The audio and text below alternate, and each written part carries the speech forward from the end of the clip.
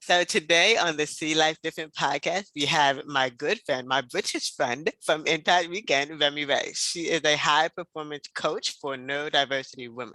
So she helps them to accept their individuality and increase their income. So she Yep. has been an entrepreneur for over 11 years, and she's one of the 50 most influential neurodivergent women, diverse women too. That's what I was trying to roll off my tongue. and, and we're here to talk about all things neurodiversity. So for those of you who are new listeners to the podcast, welcome. If you are a returning listener to the podcast, you may know that I am also a cancer survivor. So I've also been wondering all throughout my life, am I neurodivergent? Because it's been interesting when I'm an entrepreneur for 11 years as well, of like you see, what to look for, and what to look for even if you are not neurodivergent, and how to support the neurodivergent community. So welcome, Remi. I can't wait to have the conversation today. How are you? I'm very well. Thank you for having me. I appreciate the opportunity. Yes, and we haven't met yet. I mean you're all the way in London, Yeah, right? yeah, I'm in London. And How are you? Where the are you last now? I'm Are you I'm all over the place. Currently in Oklahoma, the state of okay? Oklahoma. Last Yeah. time I think you were in Atlanta, the Yep. last time we touched base, yeah. Yep. And since then it was Dallas, Texas, and then traveling a little bit, and now Oklahoma. Nice, nice. Yeah, and so, but what we're talking about, if when you're listening, we actually connected at a Virtual event. professional development, business development, Impact Weekend, and they had a hybrid event. And so the fact that they had hybrid, you and a few other ladies from London and Europe were able to attend, and it was just what 10 of us that just kind of like stay connected Yeah, for the whole year after, right? yeah, yeah, yeah. So that was what 2020, right? February 2020. Well, yeah, because we get to have that Facebook group leading up to the 2021 conference. Yeah, Yeah, yeah. and and then now we're in the other group. So yeah, that was 2020. Time has Crazy. flown. Yes, yes, yes. So what have you been up to since then? I know we have some have bun in the oven. Yeah. Yes, I have a bun in the oven. I really do. Apart from the bun in the oven, so after Impact Weekend, I was already working. So it was my plan to launch my offering, which was a program called The Shift, which I did. I got customers and clients and stuff. And then my work kind of pivoted because I have a non-for-profit, what you guys would call a non-for-profit as well. And some major contracts for my business came in. So I had to pause with coaching. I had clients, I continued to work with them, but I couldn't do any more advertising in the way that I had wanted to. So I had to focus on the business stuff because the contracts had come and I had no choice. So it's been a bit of a mixed bag since Impact Weekend, but we give grace because that's what we asked for, and it is what we received. Exactly, exactly. I love that. Now, I think for those of you who don't know your story, maybe you can talk about what Yeah. that transition was like from fashion into just knowing that you wanted to be a high performance neurodivergent coach. Yeah, so it wasn't, I think like many of us that are coaches now, like it kind of happened organically. The more people I speak to, it seems that way. You may have been teaching people or mentoring people throughout your whole entire journey, right? And I think it's the same for me. My journey in plus size fashion actually started in 2009. And I basically, that's when the internet was doing its thing, it was starting to become the thing that everybody needed to like lean into. And I was at uni at the time. I did my dissertation on like the plus size fashion and androgyny. And like I tried to get in the fashion world and I kept finding that I had a lot of barriers. And I was like, well, what's the barriers here? Like, okay, I'm not skinny, I'm Black, Jamaican heritage. I'm not blonde, I'm not skinny, I'm not red lipping. Do you know what I mean? Like I have a different kind of swag. I come from what would be considered as the hood here in the UK. And so what is the problem? Why am I not able to penetrate this space, even though I've got a lot to contribute? And I just kept getting really rubbish roles, PR, bits and pieces that I just had no interest in. Like, it's not that they're rubbish, but they just weren't what I was looking for. And I'm a non-technical fashion person, right? So I have the ideas, I give them to somebody else and they help me create them.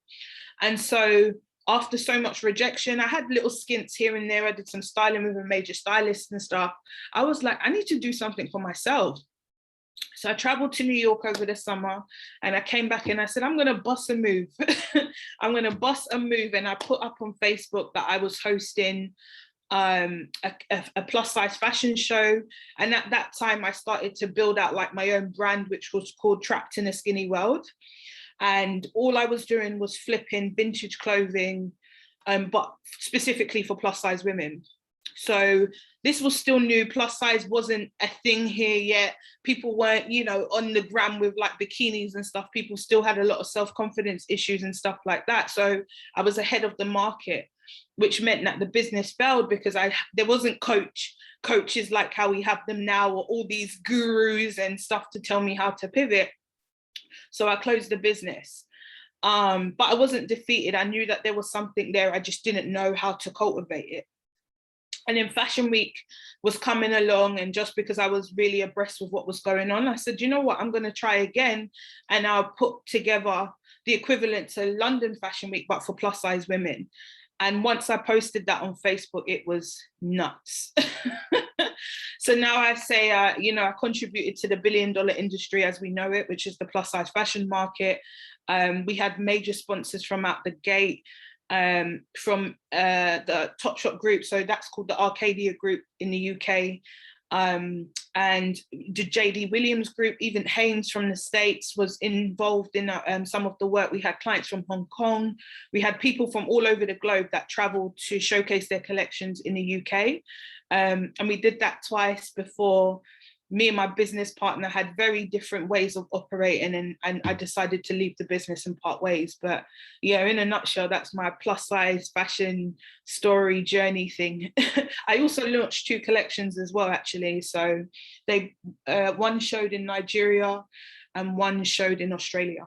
Very cool, very cool. And so what I hear though is being ahead of the curve had its pluses and its minuses. Absolutely, absolutely, absolutely. And I don't think people talk about that enough. The truth of the matter is sometimes when you're ahead of the curve, if you don't have the money to rectify the journey, you know, you get lost in the sauce. But if you do have the money to get steered in the right way, then you could be good. But yeah, you need money.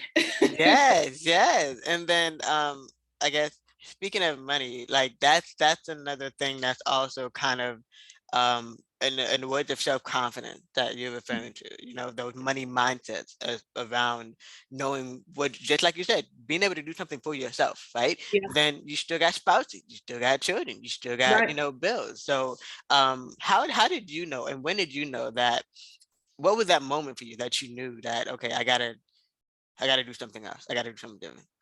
I'm always hustled, right? My first job was basically we lived on like an estate, which we call like a council estate. You might call it like the projects or something in the States, right? But I would babysit all the kids. I would create posters so people knew they could drop their kids off with me. I was older than some of the younger kids, right? So that meant I had a bit more trust with the parents. So I would babysit kids. I was always on to making some money somehow, some way. You send me to the shop, you have to pay me. I've just always had that drive in me. And at the age of 13, I started working at a local market, selling sportswear with my auntie. One day she was sick. I went to the wholesalers by myself when I was 15. I built my own rapport with them and they started selling to me, and I took the clothes back to the hood and sold to everybody else on the block. So I just think it's innate. It's just one of those things that I have. I have the ability to connect, see what can penetrate, see what can move, and then just do my thing like that. I don't know. I've just always been able to do it. I mean, it makes sense. You said you're Jamaican, so why not, man? You know, do what you we got to do. do indeed. We do. Yeah. And so also a little known fact about you is you are dyslexic. Yes, I'm dyslexic. Like all the way dyslexic. Okay, okay. Tell us more about that. Yeah. I was diagnosed at 19, but and that was when I was at university. But I always struggled. I knew that there was something wrong from like nursery. I could tell that articulate myself in a specific way, or like my mobility was just different, but I just couldn't figure out what that was. And dyslexia at that time, I'm going to be 35 this year, it wasn't a buzzword. Now, you know, we see neurodiversity you know, everywhere now and people talking about disabilities, but then nobody was really talking about it. And so it took me 19 years to understand what was going on with me and how I processed information. And it was tough. You know, you'll be afraid to be in school and your teacher call you out to the front of the class and tell you to spell something. And you're like, I cannot spell even barely my name. And so, yeah, very, very tough. So tell us about the diagnosis process. Like, what was it that could, just like you say, with the conversations now, most people are taking multiple tests and multiple, you know, symptoms before they realize. So what was that for you?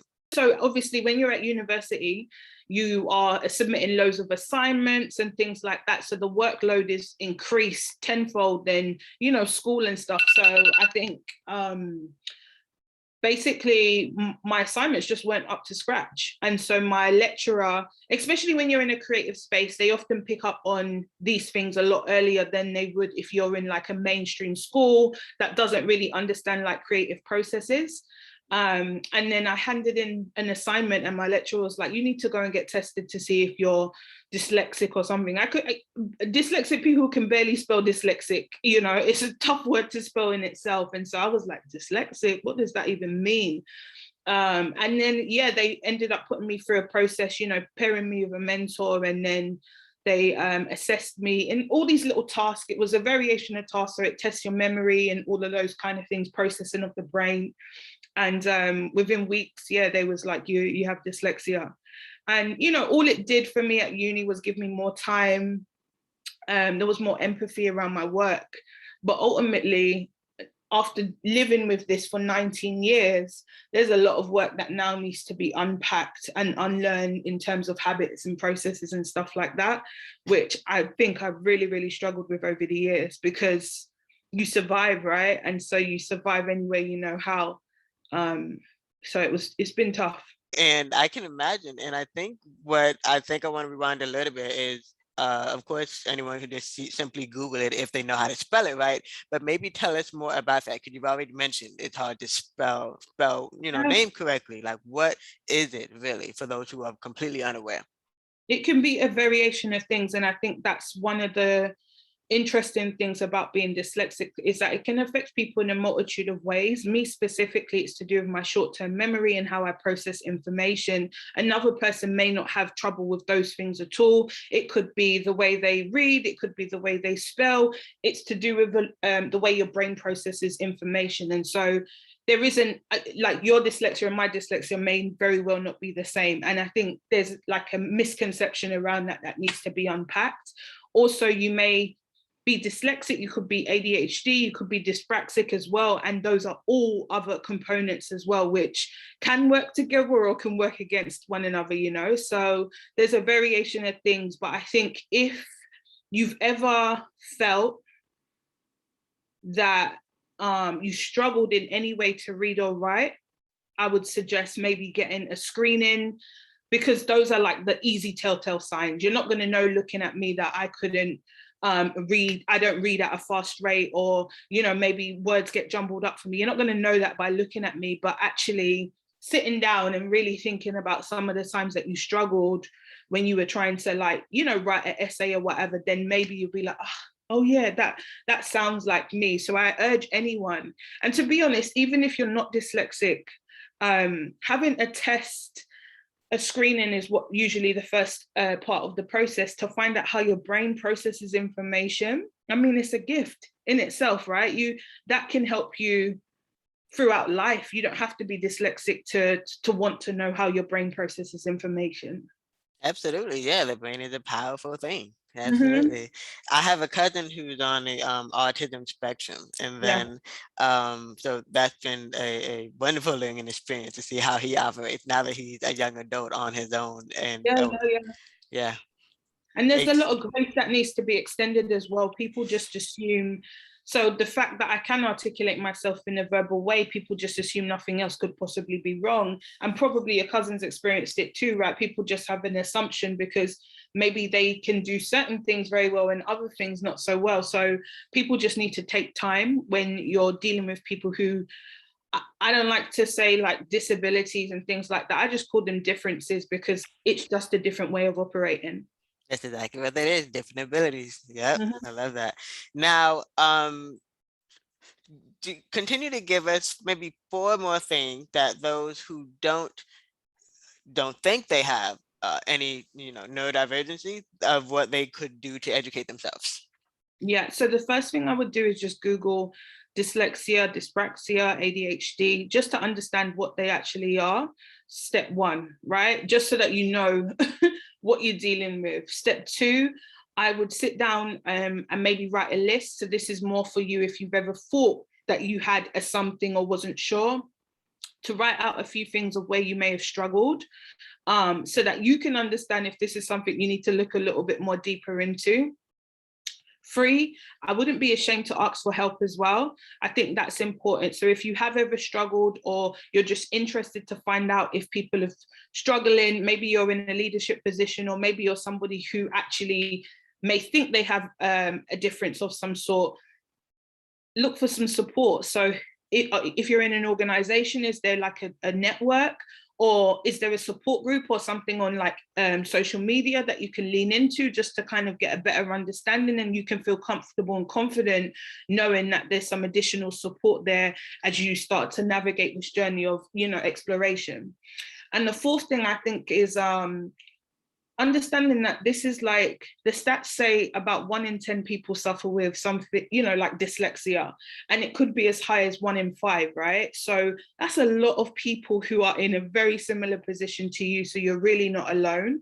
And I think those couple of things can help just increase your confidence, because a lot of people with differences, dyslexia, dyspraxia, a visual impairment, and all of the things, right?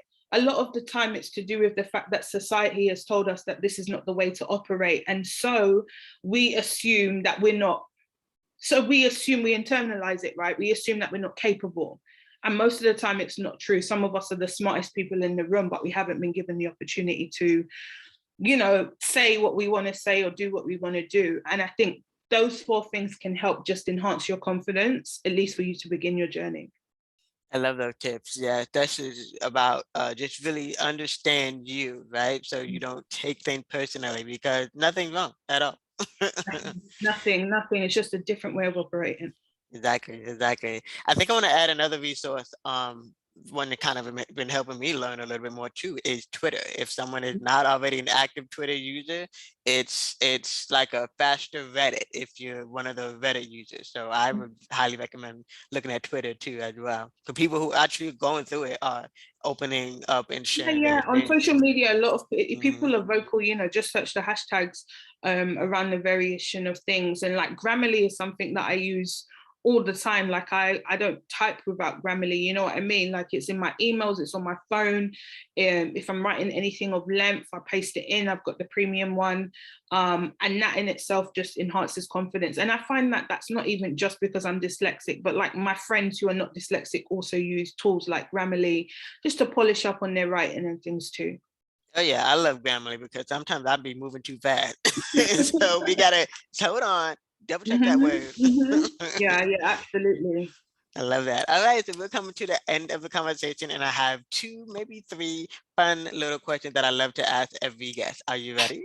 Yes, let's do it. All right. The first question is, when we kind of get a little bit, well, for you, let me tweak it a little bit. Normally I ask when it's toward the end of the pandemic, but for you, let's say when baby is old enough, where's the first place you want to travel to?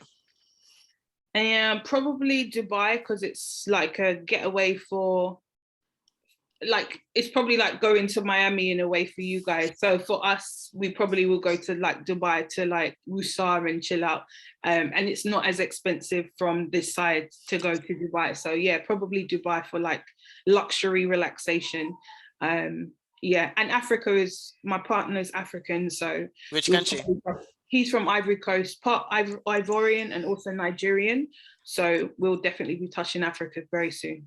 Very cool, very cool. Okay, and then the next question is, if no one else got anything else from this conversation, what is one thing you want them to remember? Um, Self-acceptance. I think you got to take the rough with the smooth, but the first thing you have to do is accept yourself. And I think there's a lot of messaging out there around being strong and, you know, just going, but none of that works unless you accept yourself in the way you operate. So self-acceptance. Love it. And the last question, what do you want your legacy to be? My legacy is connected to generational wealth, because I believe that not enough Black and brown children get the opportunity to dream. And the fact that you said traveling, right? Traveling is a luxury to many. I want to leave strands of wealth in a way that, you know, Black and brown children have the opportunity to dream and not have pressures of being an adult before their time. And that could be, you know, God willing, maybe 100 children get a ticket around the world by the time I pass, just so that they can experience different cultures or something of that nature, because it's important. Traveling has really opened up my mind. This allowed me to meet you, even though I traveled virtually here, but I've been to the States loads of times, you know, and across the globe. I've been to Argentina and Ethiopia and places like that, and they've expanded my horizons. So yeah, generational wealth.